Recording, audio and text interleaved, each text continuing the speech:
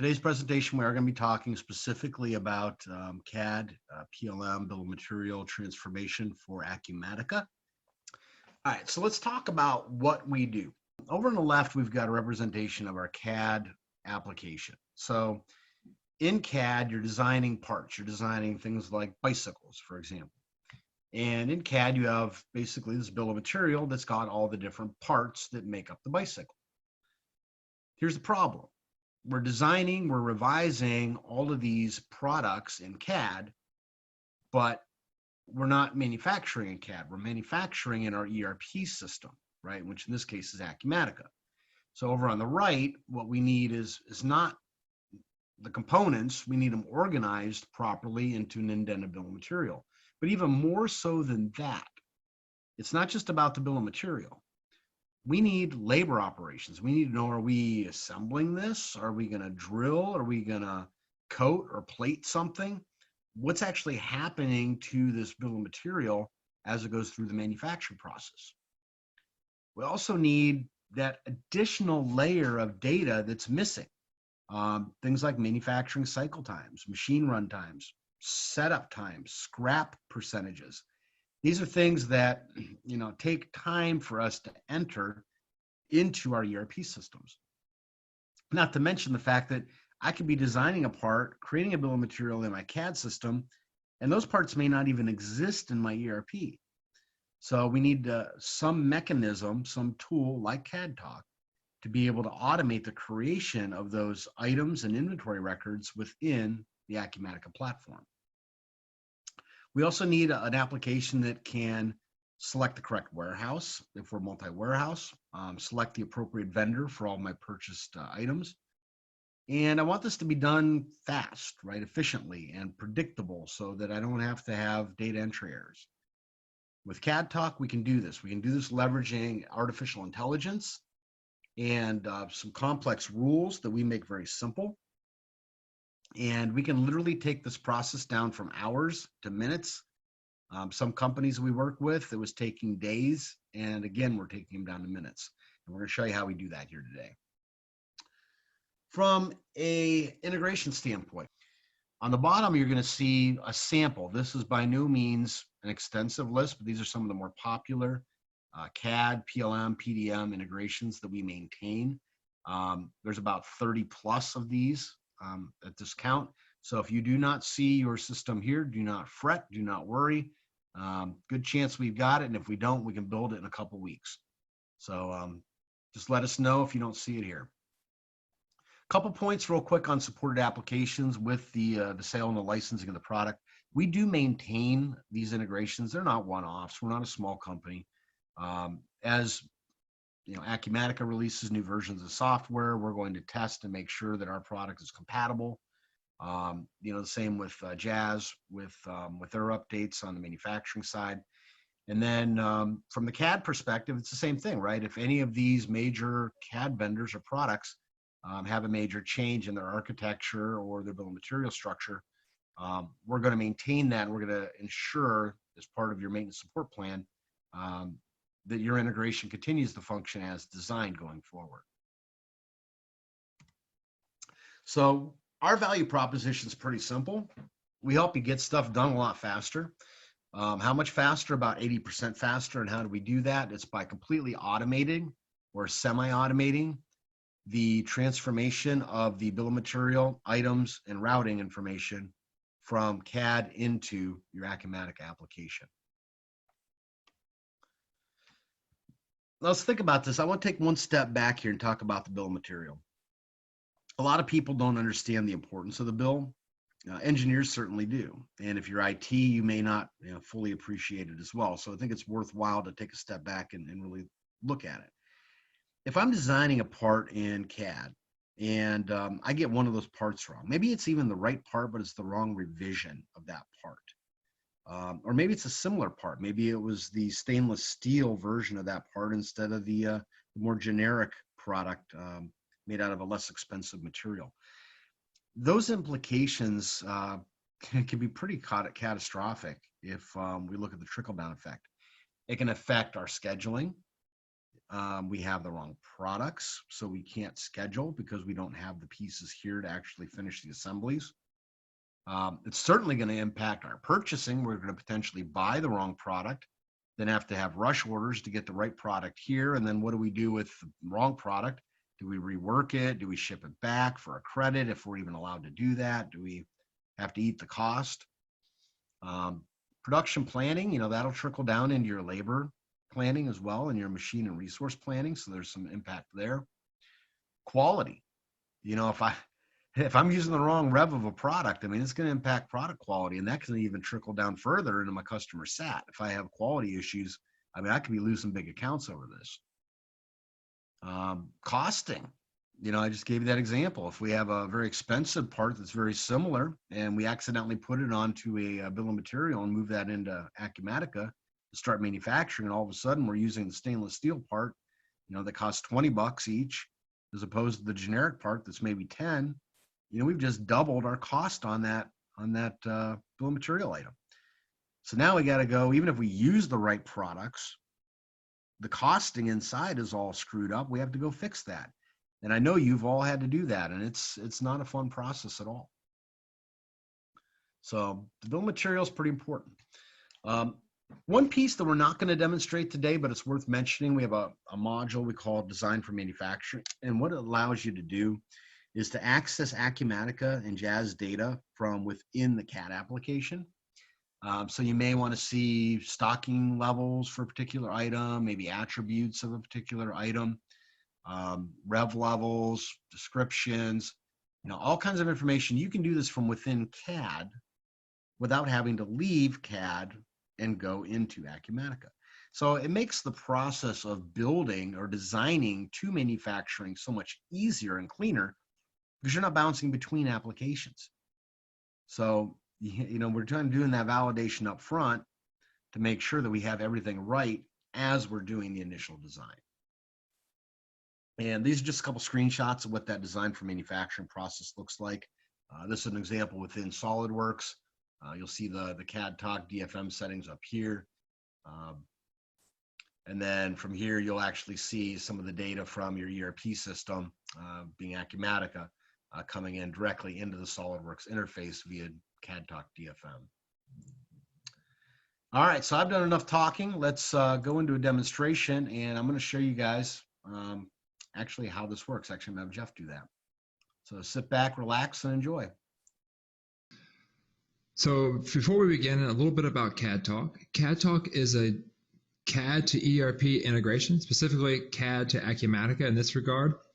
So today, I will be showing you two different assemblies, how CADTalk is able to transform them directly from the CAD system. So transform a design bill of material into a manufacturing bill of material, or an engineering BOM to an ERP BOM.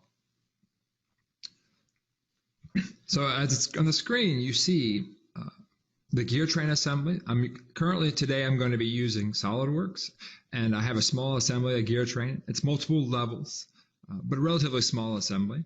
I'm going to show how CADTalk can extract all of the data from a SolidWorks model, whether that's a sub-assembly or a part or a parent final assembly or a finished good, how it can extract all the data, just any kind of properties, the bill of material tree, whatever other tolerances, any metadata that exists about the model. CADTalk can access that, and then using that information, create a manufacturing bill of material in Acumatica. So today, you'll see that these designs that I'm showing do not exist in Acumatica. Every item is new. So CADTalk is a product that can create not only bills of material, but creates the stock items and the bills of material all with one save action, right? And we're able to configure CADTalk to work worldwide for every customer. So first I'll do this gear train assembly. I'll talk about how we're able to configure CADTalk for everyone. And then I will use the C scooter final, which will show you the power of CADTalk, how I can take not only a small design, but a much larger design with multiple levels and sub-assemblies and subcomponents. So a much larger assembly, and transform that again, into a manufacturing build. So it really shrinks the time from design release to the manufacturing process. So now that I've dragged that model out of the way, you can see the CADTalk interface. I'm already logged into Acumatica, and I did so using my credentials in the same way that I would log into the interface. So the first thing I'm going to do is I'm going to say load the SolidWorks file. Now, our customers might use PDM or ePDM or store the files on a drive, a network drive. Any of those will work. Just depends upon what the customer has. So first things first, I'll load SolidWorks file. I see here that I have a selection of files to look in. Now I'm going to take that gear train assembly, which is the first one we talked about. I'll select open. CADTalk presents us with information saying, hey, I found multiple bills of material. Which one do you want to load? If you use SolidWorks, you'll know that SolidWorks has an idea of configurations. Also keep in mind that I'm showing SolidWorks today, but that we integrate to every major CAD system on the market. I'll select the 4-gear set, select OK. Now CADTalk, you can see down here in the status window how CADTalk is processing so quickly all the data out of CAD, right? All the metadata, descriptions, quantities, the whole bill of material tree, raw material data, weight, any other custom properties that are created. CADTalk gets all of that and then cross-checks it against Acumatica to see if it exists. And if it does exist, it returns that data and then makes a decision whether to update it, to add new parts, to delete old parts, what exactly it needs to do to transform the engineering BOM, the SolidWorks BOM, into the Acumatica BOM. So now you can see in my interface, I have a fully indented bill of material, right? The ZSO6 310, the top level, is a multiple level bill of material. So if I expand all, and I can show you, again, this is a subassembly that's going to be a part of the much larger assembly, but it too has subassemblies and subcomponents. And so it's multiple levels, so you can see that CADTalk can show you in this tree view the total structure. So CADTalk is a product where what you see is what you get. So what you're seeing here is exactly what's going to be updated in Acumatica. So when I hit save here, you'll see that CADTalk did it down in the status window below. You'll see how CADTalk goes through the process just like someone would do in the screens. So in the screen interface, someone would have to go into Acumatica, log in, and create all of these stock items one by one by one, right? Then create the BOMs for all these subassemblies one by one by one. And after doing all of that, then at that stage we'll be able to create the parent item, the ZS06-310, be able to create that item and then add all the subcomponents and subassemblies to it. So that is a very time-consuming job because all of it is manual today. Now, I've seen customers try to automate some of that or make it easier through Excel exports from SolidWorks into Acumatica or cut and paste. But generally speaking, that is a slow process and doesn't work real well. So now you can see that the top level is green. Everything is ready to go. I can go to Acumatica here and I can look at, oh, I have to log back in. Let me log back in. We can go to Acumatica and I can show you all those new parts. So go to the bills of material.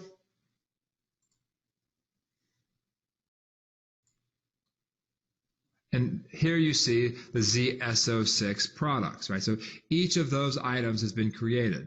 So at ZSO6 310, there is the bill of material.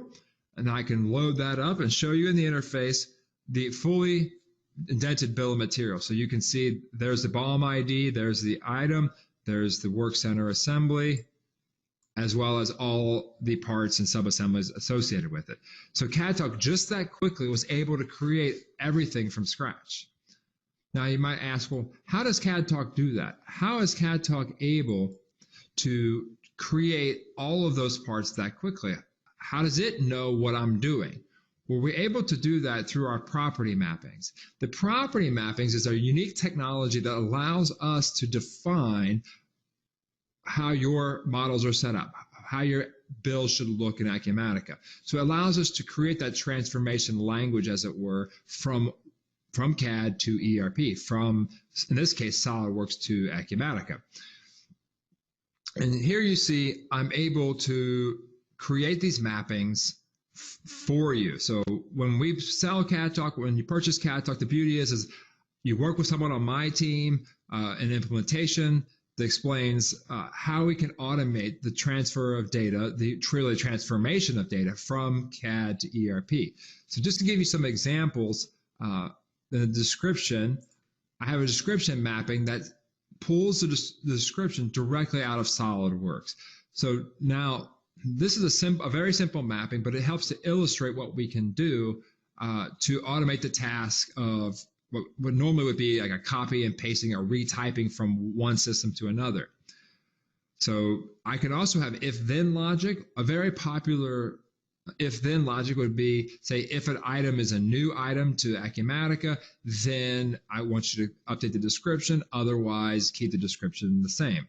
Another possibility that I've seen with lots of our customers is I want to track revisions. So if the revision in CAD and the revision in the ERP, compare those two, and if the revision in the CAD is higher than the revision in the ERP, then update the description. So really, you can think of this interface kind of like Excel, where Excel can make decisions based upon whatever kind of expressions that are built. CADTalk can do the same sort of process. Similarly, you might say, well, how did he know what if you go back to this screen, you'll see I had automations in there. I